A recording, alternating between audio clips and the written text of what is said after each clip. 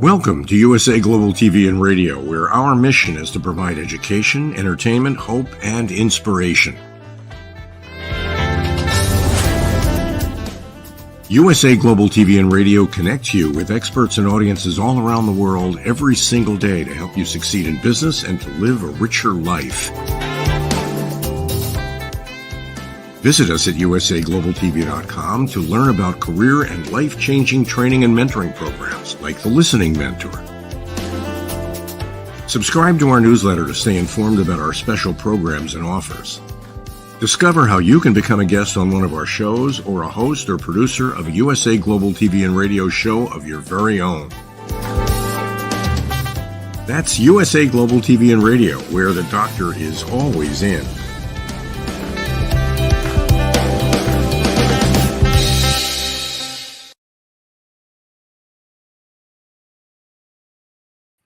Howdy, y'all. Red.olaughlin here, Talking Heads on the USA Global TV and Radio Network. And today we're going to be hopefully finishing up, I'm pretty sure we can, the initial 6-part series, now 8-part series on cancer, its causes and options. And let me get the slides lined up here and get number 1 popped up here real quickly. There we go. And as such, disclaimer, I'm a researcher. I explore the body, cellular level. I look at what happens chemically, what causes this to happen, what stops it from happening, what speeds it up. Those are the things that I look for. So if you're looking for a particular solution, you need to treat the cause. If you're just satisfied with putting a Band-Aid on it and treating the symptoms, you'll always be treating the symptoms. I am not a medical doctor. I have no pharmaceutical background. However, I fell in love with chemistry very early in my life, about 15 years of age in high school. Just fascinated me. I got a degree in it. Unfortunately, I got an invitation to Vietnam that precluded me from becoming a chemist. Maybe it's one of those things, things happen for a reason. Regardless, several years ago, my wife came down with breast cancer. I had been out of the chemistry business for decades. And in the process of trying to be a good caregiver, I'm looking at, can we treat these symptoms? What's causing the symptom? And so I go back in and I start using my chemistry understanding of, okay, this creates that. How can I inhibit that from? Well, all of a sudden I started finding, we can stop that by doing certain things. And so my love of chemistry came back into my life again. I do a lot of research. I write about it all the time. I have probably about almost 1,000 original content articles on LinkedIn, about 1,500 on my website. Almost 99% of them deal with health and wellness. Most of them focused on longevity. That's my area of expertise. And one of the areas of concern is particularly in the area of cancer. And before I start that, I need to share my joy with you today. It's something I've been working on for a long time, but finally just pushed things through. A couple hours ago, I published a book. It'll be available tomorrow or the next day, but they usually say 72 hours, but for most part, 24. Anyway, it's nothing to do with health and wellness, but still the same. It's a new book. It's called The Essential New Author's Guide. It's a comprehensive checklist for writing and publishing your book on time and within budget. And that'll be available. You will see it on my last slide, on future slides from here. But right now, we're going to finish up on treatment options and prevention. I'll wrap it up that way. Treatment options, we went through about a dozen already, going into maybe not a dozen, but certainly almost that much. And we're going to cover almost that many today, but we're going to go into what are they, what are some of the idiosyncrasies about them, what are the things you should know from that perspective, and then we're going to wrap up today with a slide or two on prevention. So we left last time with radiation. We got there but didn't cover it. When the doctors use high doses of radiation, they can actually kill or shrink tumors, but they can also do damage to other cells around them. So the radiation, it can be discriminate enough to actually catch that one. And so if you look at the way radiation is done, maybe you have a tumor right here. And what they'll do is they'll shoot a beam this way, and then they'll shoot a beam this way so that they're not overlapping that same area. And then they'll shoot a beam from behind, a beam from above, a beam from, anyway, they kind of concentrate that beam so that one little area, when you look at all of the different parts that are being shot at it, that's one area that gets overlapped. The rest of the areas get a single pass. And generally can survive that single pass pretty well. The part of the problem is radiation doesn't work overnight. It usually takes a while for that killing of the cancer cells or the shrinking of them to work. And so you have it, but you don't have the benefit for a little while after that. They can use an external beam. Basically they put it up there, they zap you, or some kind of internal beam. If they put it internally, it's usually a seed or a ribbon or a capsule, and they have a radioactive source in there. Sometimes a liquid source. So if you have a cancer of the blood, you need to have something that's going through the blood that handles that. Now, with any kind of radiation, I've worked in that field before, and I had a little dosimeter on me. You have a daily exposure rate. You have anyway, there's certain exposure rates, but regardless, if you get to your lifetime exposure rate, you're almost out of that industry. Radiation does have almost a half survival. In other words, the 5-year survival rate is about 43%. For some cancers, it's going to be much greater than that. For some other cancers, a little lower. But the average is about 40, 45, 50%. But again, if you're looking for that radiation, you probably need to look specifically and talk to your oncologist about what is the 5-year treatment on that. Sometimes radiation is used before or after other treatments. In other words, let's say that we can go in there. It's not something I can operate on right now, but if I zap it with radiation, I can shrink it a little bit and maybe make it so that I can go in and do it. Or like in my wife's treatment, she had chemo first and radiation second. It was a after treatment. Did it have to be done? Jury's still out on that one, but probably that was the standard of care for that kind of treatment. It's not a guarantee that if cancer is causing you some really bad symptoms, there's no guarantee that radiation is going to fix that. Again, it takes a while to actually fix that problem. You have a lot of different kinds. One type of radiation doesn't fit all cancers. They have a thing called three-dimensional conformal radiation therapy, intensity modulated radiation therapy, proton beam. You hear a lot of commercials with that one. Image-guided radiation therapy, stereotactic radiation therapy. You have to look at what kind of radiation is applicable for the kind of cancer that you have. And that's between you and your oncologist as to what's there. Another one that is getting a lot of juice nowadays as far as treating cancer is called stem cell transplant. We all have stem cells. We, over time, make less and less just because of the aging process, although there are things you can do to improve that. Well, one of them is to do a stem cell transplant. The stem cells basically are in a deck of cards, you have a joker. The joker could be any card that's in there. Let's say you lose the 3 clubs. Okay, you tell everybody when they're playing with this deck that joker is the 3 clubs. It's the standby to make up for that missing one. Well, you can do the same thing with stem cells. We have these cells in our body called stem cells. And when I need an extra heart cell, I need an extra lung cell, I need an extra brain cell, I need a cell where that cell has finally died and I need to replenish it. The body knows what to do. It sends the stem cells there. That stem cell now becomes a heart cell, a lung cell, a brain cell, and starts functioning. As a brand new cell, boom, you're in good shape. So your body produces them. However, when you're in chemo and radiation, you destroy a lot of them. So part of the process is that maybe you get through chemo and or radiation and things are still not quite 100%. Maybe your doctor will say, maybe we need to do stem cell transplant. Certainly a question to ask about. The treatment means that basically they're going to give you an injection, a bunch of stem cells in it. Sometimes it's taken from your body, if it's not always, but sometimes it's taken from another person that may be healthier.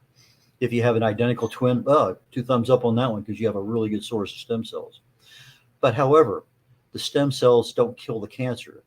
They actually make the body more focused on that so that your immune system can take care of it.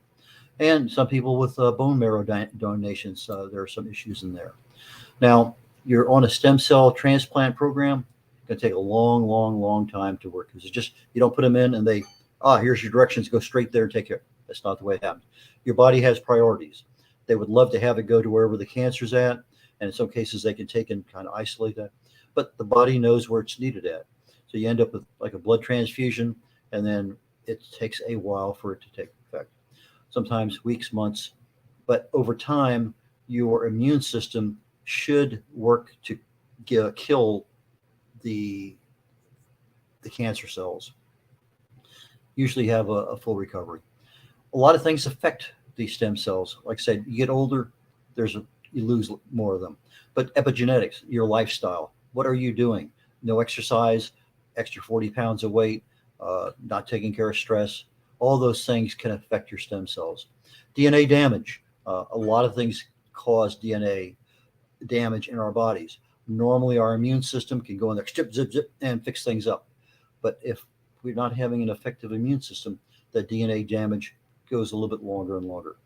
Our telomeres, as we lose length on that telomere at the end of our DNA, we start seeing the inability to have fully functional stem cells or replacement stem cells. Protein accumulation is another one that kind of slows down that stem cell replacement. And mitochondrial dysfunction, probably one of the biggest ones, and something that's probably fairly easy to address, because if we're not taking care of our mitochondria, that's the cell level, that's where the DNA is at, that's where everything is operating. That's our system right there in a nutshell. That is something that we can do. And there are a lot of things. You just Google mitochondrial dysfunction, natural treatments. A lot of things there, especially with, like I say, naturally we can just cut sugars and carbohydrates out of your diet for a while. That's a major improvement. Stem cells are actually added when you exercise. That's one of those things that turns things on. Cut back on your triglycerides. Anything you can do to reduce inflammation is going to allow your body to do its normal processing, which is make stem cells. Again, depending on what kind of cancer you have, survival rates after 5 years are generally around 50% using this as a treatment, some higher, some lower. Something that you would never in your entire mind ever think about, fecal cell transplant, just as it sounds. You're taking some cells from crap and transplanting them into somebody's gut. And it may be, it's not going to be yours because that's the reason why they're doing it. Your health system is so challenged that you can't have a good gut. And we know that when you look at your immune system, 80% of your immune system is your gut. You have a disruptive gut microbiota, you're going to have problems. You can't do the things with your immune system that you want.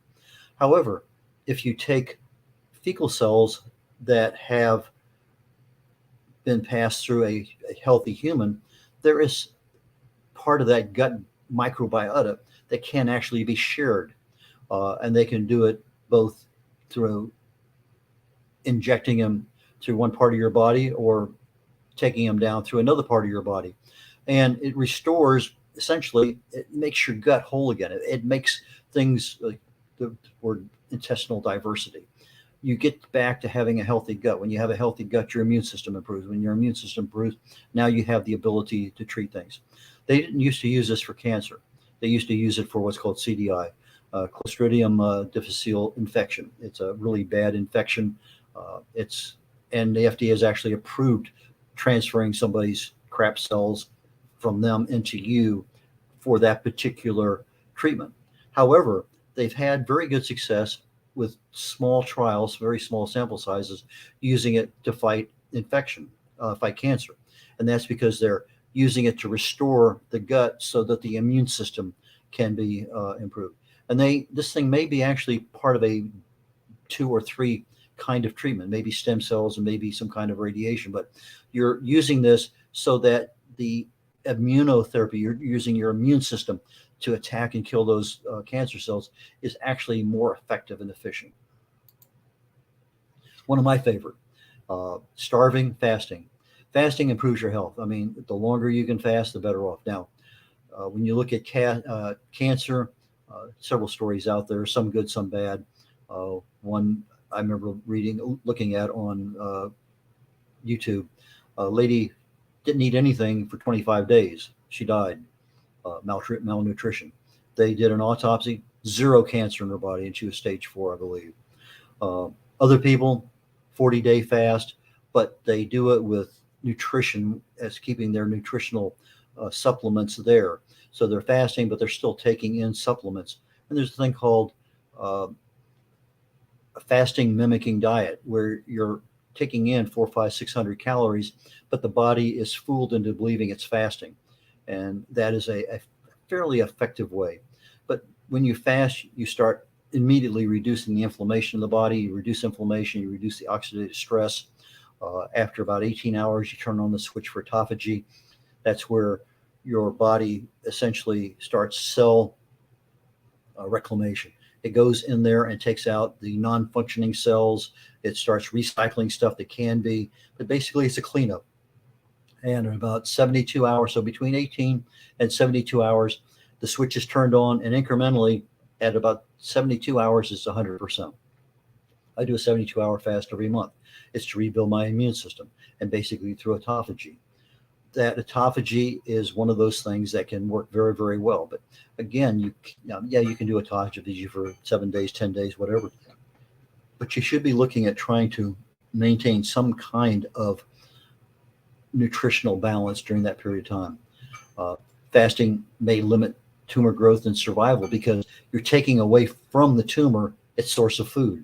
If you're not eating, you're not making anything. You're not having sugar in there to provide. We know the cancers grow on glutamine and they grow on glucose. So you can shut down those two. You've got a pretty good chance of survival. Metabolic stress causes insulin levels to drop. When they drop, the glycogen levels rise. Your body switches from glucose as a primary energy source to ketones.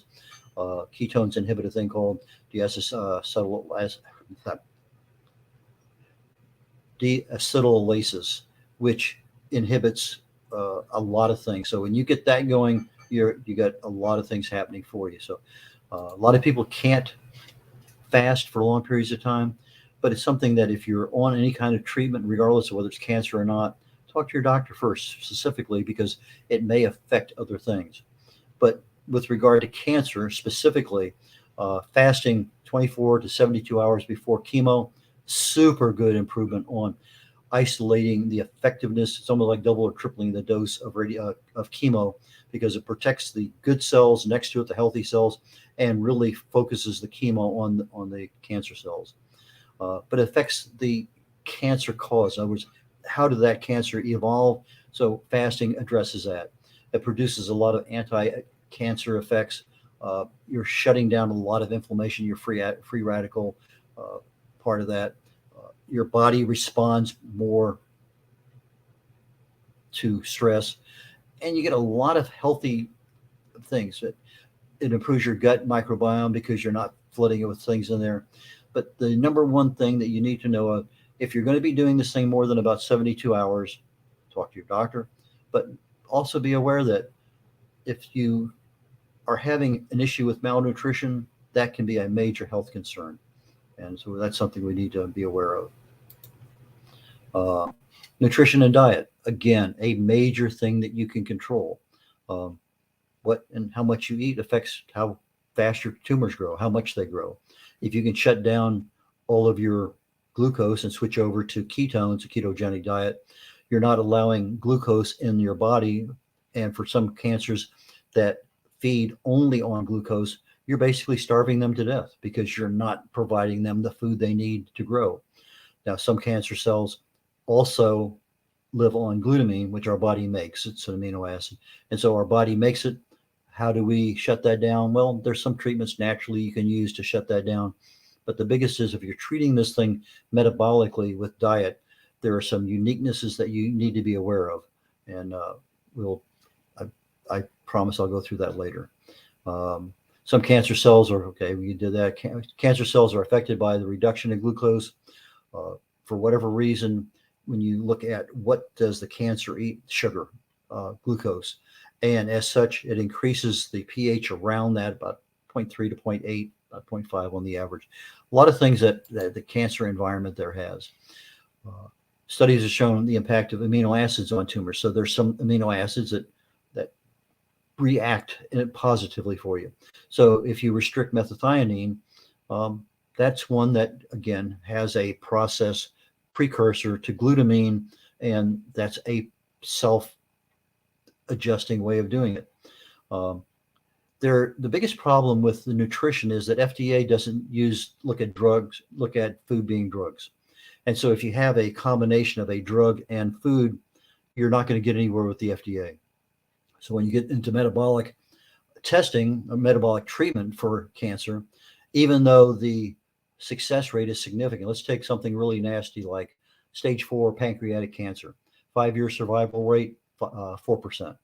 You take a metabolic approach, not in this country, but you take a metabolic approach and you treat it, it's about a 96% survival rate. They call it a management rate rather than survival, but it's the same thing. Why is that one more? Because it treats the metabolism of the cell with the mitochondria rather than treating the mutation on the DNA. And when you start treating it that way, why is it 4% failure? Because people who finally at stage 4 have been racked with all different kinds of radiation, chemo, and other things, their bodies are just basically shells. There's nothing left to fight. And so they get there too late. But metabolic treatments are available, I know for sure, in Istanbul and in Cairo. And there's some things can't remember if we talked about it yet or not. Anyway, at the end, I'll make sure that I talk a little bit more about that. No single protocol works for everyone. In other words, you decide I'm going to use a nutritional approach. Now, everyone's a little different. You might have an extra disease someone else doesn't have. You may have some other issues. So one doesn't fit all. You just can't say, shut this down, eat that. No. It's like trying to go on a cancer diet. Here's a cancer diet I found on Google. One cancer diet doesn't treat everything. Food is medicine. In this particular case, it's the medicine used in the metabolic theory. It's a prevention. Yeah, absolutely. You start from a metabolic perspective, and you probably have a far greater risk of not catching something, but it's also used as a treatment. And that part I like a lot. Subconscious mind. That's this part of our brain here that literally controls 95% of everything we do. We have positive thoughts to improve our immune system. Negative thoughts increase stress. You can't have a positive and negative thought in your brain at the same time. So if you try to push out the negative thoughts and increase the positive thoughts, we're generally going to be able to control a lot of things. Stress is the genesis of about 80% of all doctor's visits. And so you get that stress that causes inflammation, causes oxidative stress, causes a lot of things. We don't get rid of the stress, we're having a problem. But our subconscious mind has the ability to do that. You hear the expression many times, it's all in your head, and your body responds. We have a thing called a placebo or a nocebo effect. And that's where somebody thinks they're getting a pill as part of a test. It worked fine for me. Well, you ended up with a sugar pill and it really wasn't anything. You actually caused your brain to tell your body to heal itself.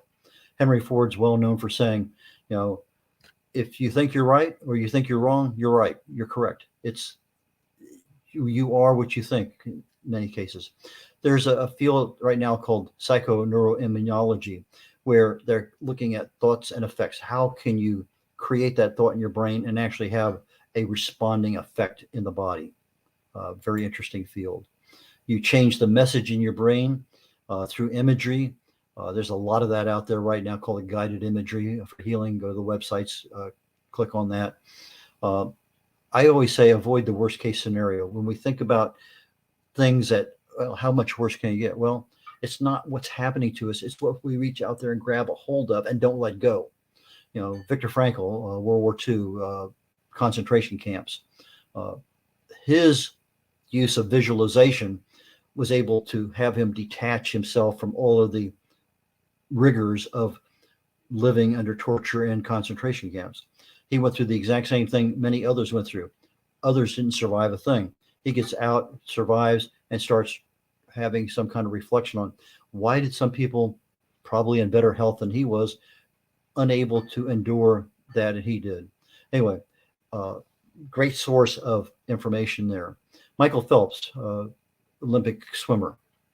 He came down with cancer, and he had a killer instinct in the pool and just constantly training and everything.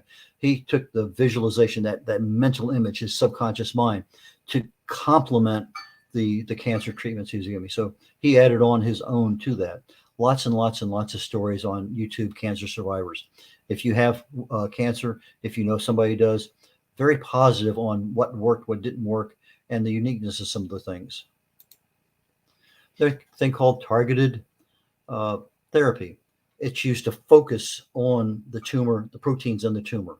So they take a biomarker, they treat the body in such a way that a chemical is going to go out there and glom on to hang on to that tumor protein. And then they'll treat that tumor with that protein because now they know exactly where it's at. Sometimes a biopsy is required, sometimes not. But there's a list of approved targeted therapies versus cancer. Just type in approved therapy, targeted therapies in cancer, and you get a whole list of them, 20 or more. These targeted therapies are for that particular kind of cancer. Talk to your doctor about it. Something to consider. Targeted therapy improves our immune response because that's really where a lot of this is going. We're telling our immune system, hey, if I can find it, you go over there and kill it. And so what you do, you target it. Okay, right there, let the immune system go. The processes, this whole thing interrupts the growth of the tumor process because you're attacking it. It also inhibits angiogenesis, which means that if the cancer decides it needs more blood, it actually grows brand new blood vessels. It creates a network of new blood vessels that reaches out into the healthy tissue. And that process, angiogenesis, is where you're growing a new blood supply. So when you're using this kind of targeted therapy, when you're attacking the proteins in the tumor, you're actually kind of shutting down the ability of that cancer to grow by using angiogenesis. Uh, some of the treatments you can actually deliver the killing cells to the cancer. Other ones you cause the cancer to die. In other words, it's called a programmed cell death. The technical term is apoptosis.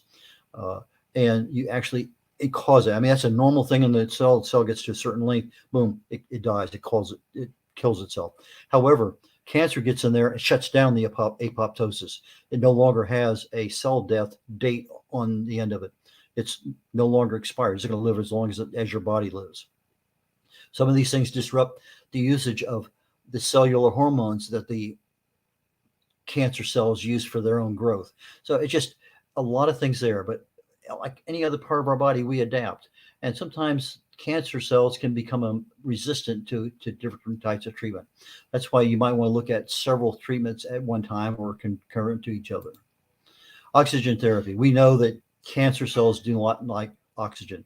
They operate in a fermentation environment, whereas normal healthy cells use oxygen, cancer cells do not. Well, they have a thing called oxygen therapy. You put your person in hyperbaric oxygen, you increase the pressure, and it kind of permeates the body. It does not promote cancer growth, and it can be used in conjunction with other ones. But basically, you're using that oxygen to really sensitize any kind of radiation or any kind of chemo treatment on there. Again, talk to your doctor about it. Lactoferrin. I like this one a lot. It's fairly new. I came across it not too long ago in other readings. I said, if that does that, it probably has some effect on cancer. And sure enough, because I was looking at it, the combination of what it does, well, why would it not do that with cancer? So lactoferrin, it's an iron binding glycoprotein. It's a protein with sugar molecules attached to it. And we have a lot of these things within our cells. But when you use it, it activates what they call cellular apoptosis. So I have a cell that right now has the drop dead date listed as does not expire. It actually turns that back on. You start doing the cycle. You're affecting the cell and making it operate as if it's a normal cell. So you're actually taking and inhibiting the cancer's ability to live and do what it needs to do. I think it's not one of those ones where a lot of people know about it, but it's something you probably want to do some research on, talk to your doctor about. It's certainly something that can easily be done. I came across this one and not to okay, well, let me take a T cell therapy. Well, T cells are part of our immune system. They go out there and they attack the cells, the bacteria, the parasites, the fungi, and the viruses. That's what they do. But they can't always tell a human cell when it's mutated.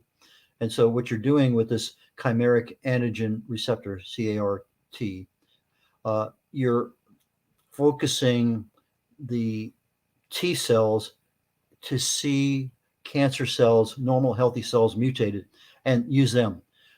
It doesn't work on all invaders, but they found out in a study over at Cardiff University that if you get the right kind of T cell and you start massaging it a little bit, they came up with this called the MR1 protein study. They found that they could find the highest reliable, most effective T cell. And when they put it into laboratory animals, zap. It didn't matter what cancer it was, zap, zap, zap. And so it's one of those things that if they can actually make this thing work in humans, may put a big dent in a lot of the follow the cash cows. Mushrooms, one that I love. Japan and China have been using mushrooms to treat cancer for at least 3 decades, probably more. The primary ones are black hoof, reishi, shiitake, turkey tail. Those are the ones that give your immune system a boost. They don't actually kill the cancer because of the mushroom. They provide a mechanism by which the immune system is stimulated and can go out and do its job. One of the processes that is actually approved by the FDA is this polysaccharide K, PSK, turkey tail mushroom, because it looks a little bit like a turkey tail.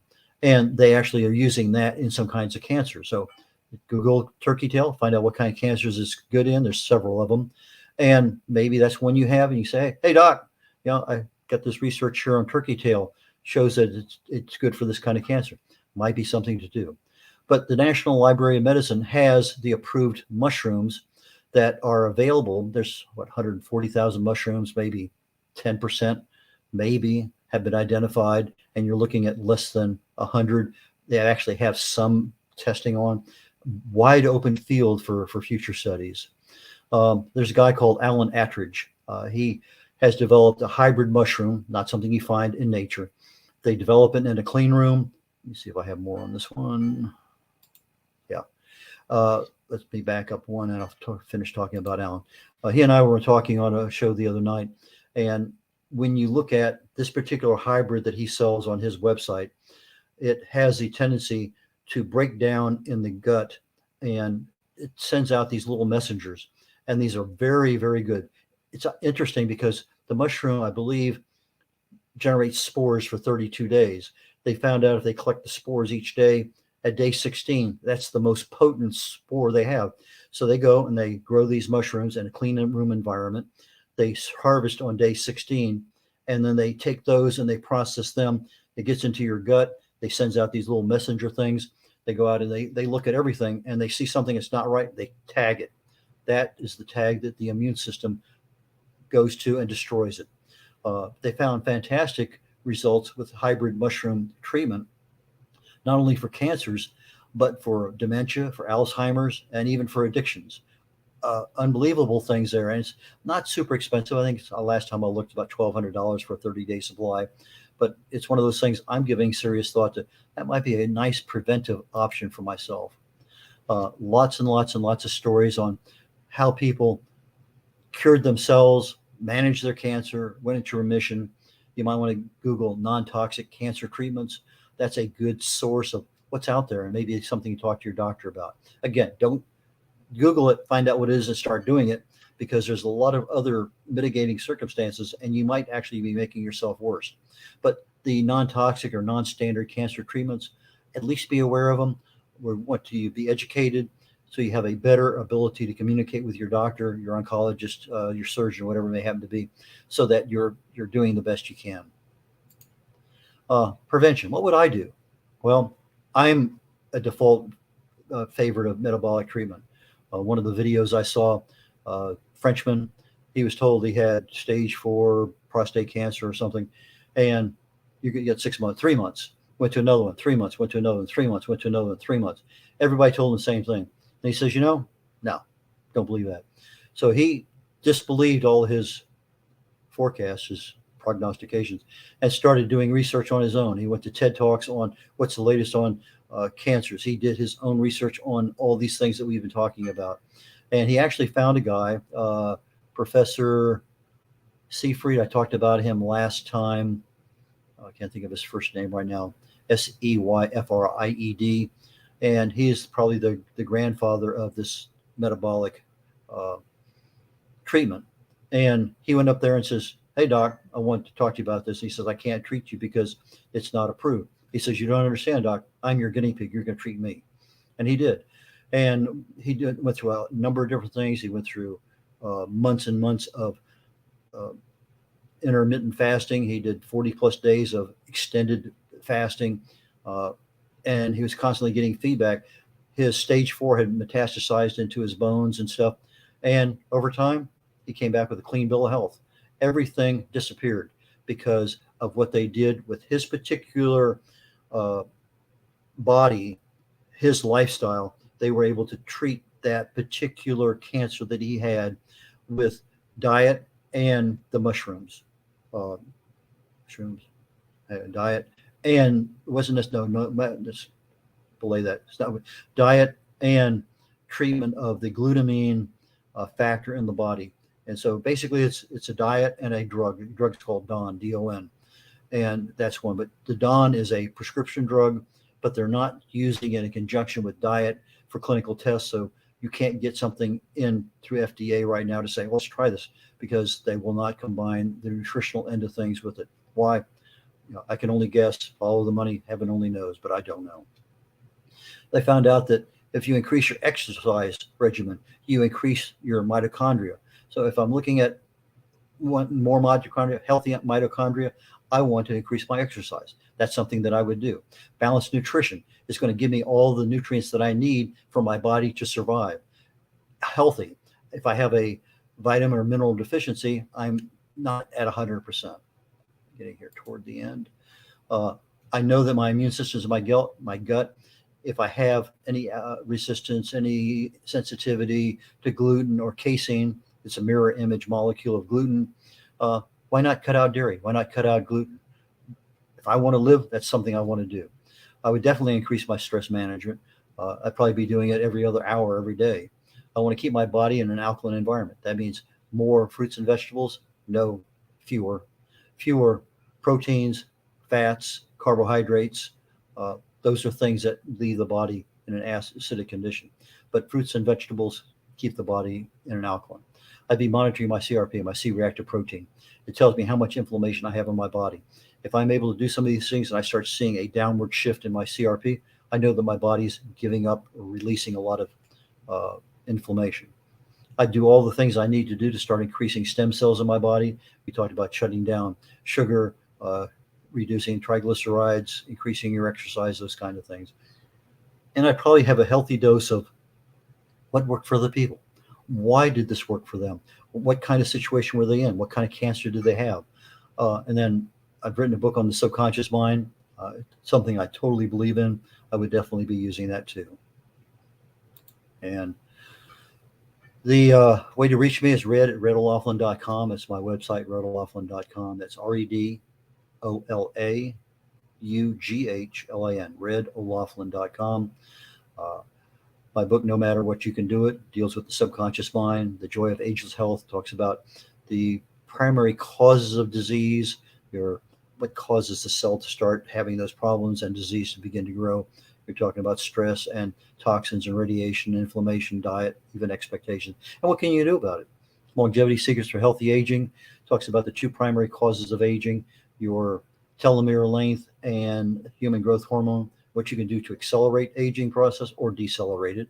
And my latest book out a couple of months ago, Understanding the Causes of Alzheimer's Disease. And I've written over 40 articles on Alzheimer's, and I made a compilation of the treatments that are available out there that people have used that have had various degrees of success. And then my latest book out, The Essential New Author's Guide, a comprehensive checklist for writing and publishing your book on time and within budget. You'll see a copy of that appear very shortly, hopefully next week, but certainly within 2 weeks. So it'll be available on Amazon, hopefully after tomorrow, but certainly by early next week, Monday or Tuesday. And with that, again, thanks again to USA Global TV and Radio Network. I appreciate the opportunity to be here on Talking Heads. So catch you all later on. Red O'Laughlin out.